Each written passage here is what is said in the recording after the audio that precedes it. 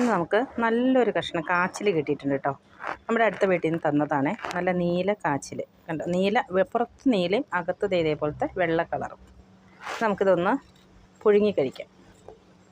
കാച്ചിൽ തൊലിയൊക്കെ ചെത്തിക്കളഞ്ഞ് ഇതേപോലെ ചെറുതായിട്ട് അരിഞ്ഞെടുത്തിട്ട് ഉപ്പും വെള്ളവും കൂടി ഒഴിച്ച് നമുക്ക് പുഴുങ്ങിയെടുക്കാം കേട്ടോ. അതേ കാച്ചിലൊക്കെ നന്നായിട്ട് വെന്ത് വെള്ളമൊക്കെ ഊറ്റി കളഞ്ഞെടുത്തിട്ടുണ്ട്.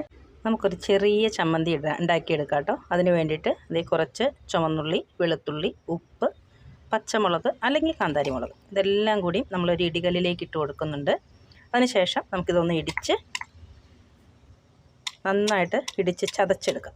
അത് നമ്മളെല്ലാം ചതച്ചെടുത്തിട്ടുണ്ട്. അതിലേക്ക് നമുക്ക് കുറച്ച് വെളിച്ചെണ്ണ ഒന്ന് ഒഴിച്ചു കൊടുക്കാം, പച്ച വെളിച്ചെണ്ണ. അതും കൂടി ഒഴിച്ചു കൊടുത്തു. നമ്മുടെ ചമ്മന്തി ഇവിടെ റെഡി ആയിട്ടുണ്ട് കേട്ടോ.